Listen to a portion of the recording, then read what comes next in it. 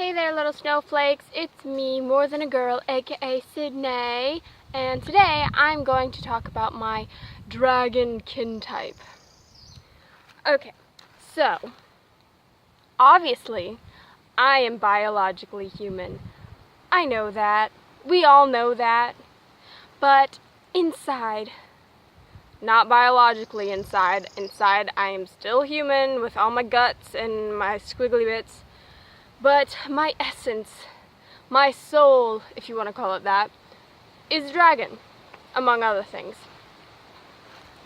And the reason I specifically wanted to talk about my dragonkin type is because it is a little different from my other kin type, my other space kin types, because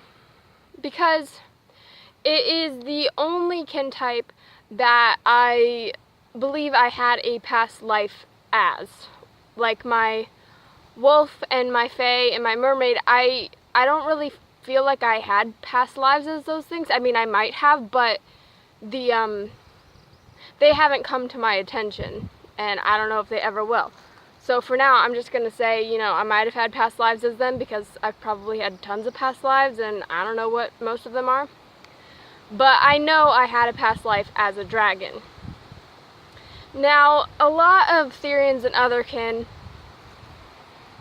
think or explain their therianthropy through the existence of past lives. Like, some of them will be like, oh, I had a past life as such and such, and so now that's my kin type. But some other Therians and otherkin are just like, I was just put in the wrong body. That's it, basically. And that's how I feel for my wolf and my fae. I kind of think of the mermaid as fae because technically mermaids are a type of fae, and you could argue that dragons are a type of fae as well, but most of the time they're considered separate from fae. Even though I think I might be some sort of dragon shapeshifter, because the way I see dragons, because I do have dragon guardians, they can take human form if they want, but they don't call themselves dragon shifters. They just call themselves dragons because that's how they were hatched. They were dragons when they hatched from eggs, as is traditionally what you hatch from. So I don't know if I'm like a dragon or dragon shifter. All I know is that my dragon guardians, guardian, I only have one who has agreed to be my guardian. The other one just helped me find a guardian because he didn't want to do it himself but I guess he's too good for that. But anyway, both of them can appear as human, but they, or at least my guardian, Diara, which is probably not her dragon name, but no one shares their real names, I guess. Told me when I asked that being in dragon form is more comfortable, and I understand that. I feel like if you were a dragon and you turned yourself into a human, you'd feel kind of like you've been squished into a little meat suit, which I gather is how a lot of otherkin and Therians feel, especially if their Therio/kin types are animals that are traditionally larger than human. Anyway, my kin type. My kin type is, pretty average of dragons. Like I said, it may be different for some people because, probably most people don't think that dragons can take human form, but it's like, dragons are super freaking magical creatures, right? They can do whatever they want. But, so, my kin type is pretty normal as far as dragons go. It's a Eastern dragon, kind of reddish, orangey gold, kind of alternating, not alternating like a pattern, but sort of varying shades of red and gold, which is how I know it's a kin type, because that is not what I would have picked for my dragon scale colors. I would have been purple, excuse you. But yeah, I'm fairly large, school bus 2 school buses long and like 2 school buses high. It's great. And I have 4 limbs, you know, 4 limbs and back, hind limbs, and wings, and horns, and that's basically it for like what I look like, because I don't think that, you know, maybe being a dragonkin does have something to do with having a past life as a dragon, or maybe it doesn't. Maybe I just also had a past life as a dragon, and because I'm dragonkin and have dragon guardians, I sort of figured that out. So let's talk about the past life that I had.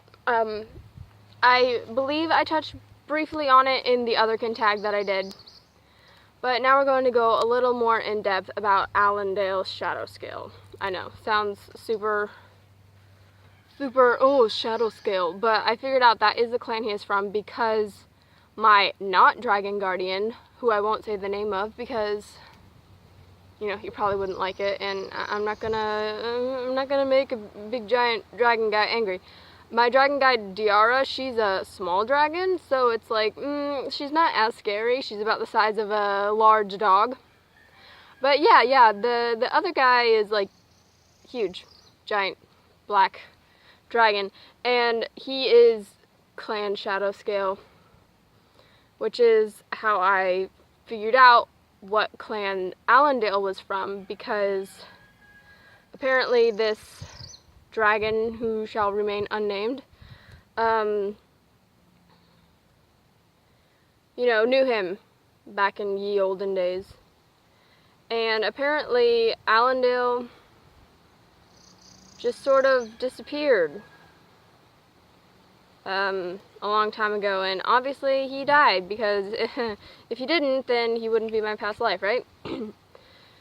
So the way I found out, or the way I became, or suspected that I might have this past life, is because of dreams. And a lot of Therians and otherkins do put a lot of stock in dreams, but a lot of them don't, because obviously your subconscious is a really funny thing, and your brain can make up a lot of stuff. But sometimes there are dreams where you just know that they're not regular dreams, you know? And this was one of these dreams where I was Allendale, and that's a different thing. It's like, if you're having a dream where you are actually the person versus you looking down, because sometimes I do have dreams where like I'm not in it exactly, or I'm like floating above the dream. But in this one, I was Allendale. I felt what he felt, and you know, when you wake up, it's like, you know, this dream wasn't just a la la la dream. And so I had this dream, and then I went and I asked, let's call him R, my not dragon guardian. I asked him about it, because this was before Diara, I think. I asked him about it, and you know, he got all weird about it.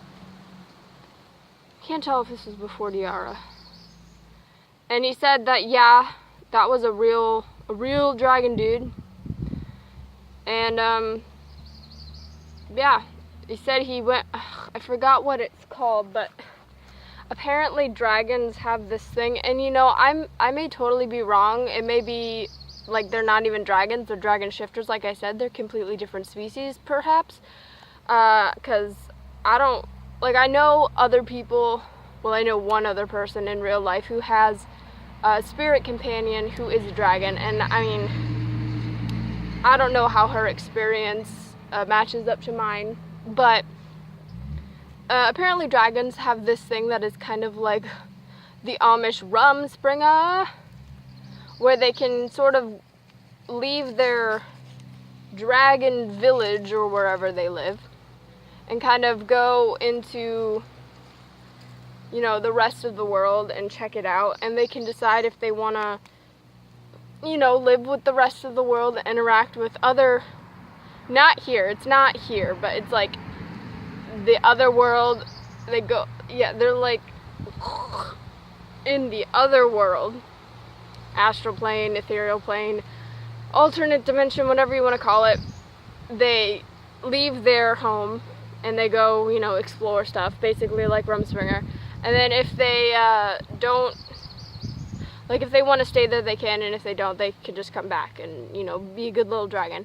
But apparently Allendale went to do this and he never came back, and they didn't hear from him. Like, it's not unusual for them to not come back because, you know, like, you want to go explore the world and stuff, but still, usually you, like, hear stuff from them, because Allendale had a brother, an older brother, who he went, and, like, this was the dream that I had. He went to, you know, do his little dragon Rumspringa thing, and it's not called Rumspringa, I just can't remember what it's called. And he was hanging out with his brother, and this was like a long time ago, cause like everyone was, you know, wearing their old-timey clothes and stuff. And apparently he, you know, was with his brother and then never came back, and his brother doesn't know what happened to him. And like, this is just the dream plus the information I've gathered from DR and R. So, my kin type, how I look, is actually very similar to how Allendale looked, which is why I think that maybe having this past life is what caused me to have a dragon kin type, because, like, I have a dragon soul. My soul was in a dragon body at one point, and since dragons are such powerful creatures, the, you know, the essence of the soul comes through even in this life. I guess that is a way to explain it. Then there's, like, why do you even try to explain these things? Like, it would be so much easier to just be like, I identify as this, there's no reason why, I just do, and to just leave it at that. Like, so many people try and explain their therianthropy and their otherkinity, and that's great. It's great that people are thinking about it, but, like, don't stress yourself out. Don't make up these, like, whole big elaborate theories to explain why you feel the way you do, because you know what? It doesn't matter. It doesn't matter why you feel the way you do. It only matters that you feel like it, okay? And this was brought up by a person on Therian Guide who you know, went off on a little rant about how she's, like, really tired of people trying to explain all this stuff, when it's just like, you feel it. That's it. You don't have to explain it. It just is, okay? It's not like therianthropy and otherkin are based in science, right? It's belief. It's psychology, which, I mean, debatable as a science. It's, you know, identity, which is not scientific as in, like, you know, life sciences. There are some stuff in physics that can get kind of out there, especially when you know, talking about other dimensions and stuff, because I feel like it's a pretty widely discussed theory in physics that there are probably most definitely alternate dimensions. So anyway, that's the little sort of rambly rant thing about my dragonkin type and my past life as a dragon. This video is 14 minutes long at this point, so I'm gonna shut up. Don't remember. Hope you didn't hate this video. Remember to like, comment, share, subscribe, and stay special, little flakes. Bye.